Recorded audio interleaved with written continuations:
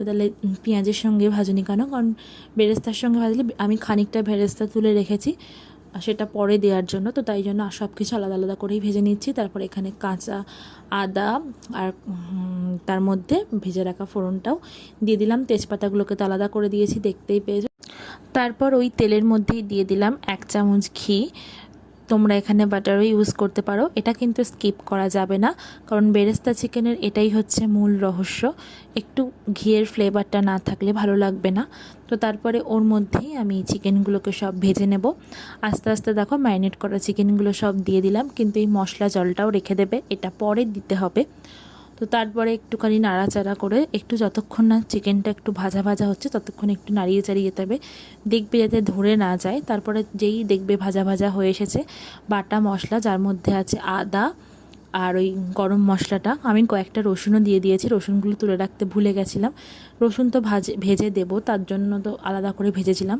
তো তারপরে দিয়ে দিলাম হচ্ছে গুঁড়ো মশলা, তার মধ্যে আছে নুন, ধনে গুঁড়ো, জিরে গুঁড়ো, কাশ্মীরি লঙ্কার গুঁড়ো, হলুদ আর একটু গোলমরিচের গুঁড়ো। তো সেটাও দিয়ে দিলাম গুঁড়ো মশলাগুলো। এরপরে মশলাটাকে ভালো করে কষাতে হবে যতক্ষণ না তেল ছাড়ছে মশলা থেকে। আর এদিকে আমি বেরেস্তাটাও বেটে নেব, কিছুটা বেরেস্তা নিলাম, কাজু বাদাম নিলাম, কিছুটা আমন্ড বাদাম নিলাম। তোমরা পরিমাণ মতো নিয়ে আমি 4 টুকরো করে নিয়েছি। তারপর এর মধ্যে দিয়ে দিলাম হচ্ছে তোমার ভেজে রাখা কাঁচা লঙ্কা, রসুন আর হচ্ছে টমেটোটা। ওদিকে দিদিকে বলেছি মিক্সিটাতেই করে দিয়ে, আমি এদিকে রান্নাটাকে একটু সামলে নিলাম। আমি একা একা অত করতে পারি না, যেটুকু ভিডিও করেছি সেটুকু তো তোমরা দেখো। তো তারপরে দেখো এখানে কি সুন্দর মশলা থেকে তেলটা আস্তে আস্তে ছেড়ে যাচ্ছে। তো এরপরে আমি দিয়ে দিলাম বেটে রাখা বেরেস্তাটা। বেরেস্তার মধ্যে তো বলে দিলাম কি কি দিয়েছি, বেরেস্তা, কাজু বাদাম, আমন্ড বাদাম, ভেজে রাখা লঙ্কা, রসুন আর হচ্ছে তোমার টমেটো। তো ওটাকে দিয়ে দেবো, ব্যাস আর কোনো কাজ নেই সেরকম। এবার একটু নাড়িয়ে চাড়িয়ে দিতে হবে, কারণ বেরেস্তাটা দিলেই তোমার মাংসের গ্রেভিটা যেটা হয় সেটা চলে আসবে।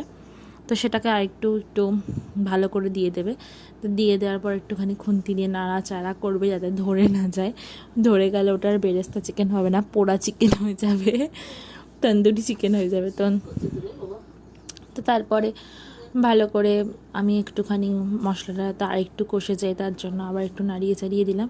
এবার একটুখানি তুমি দিয়ে দিতে পারো এর মধ্যে কয়েক কোয়া রসুন, যেটা আমি পেস্ট করে ফেলেছি ভুল করে, তাই আবার কয়েক কোয়া রসুন দিয়ে দিলাম এর মধ্যে, কারণ রসুন দিলে এরকম গোটা রসুন দিলে খেতে দুর্দান্ত লাগে। তারপর একটু ঢাকা দিয়ে দিলাম 5 মিনিটের জন্য। গ্যাসের ফ্লেমটাকে একদম দেখো মিডিয়াম টু লো করে দিয়েছি। ওই ফাঁকে আমি একটু খেয়ে নিলাম হচ্ছে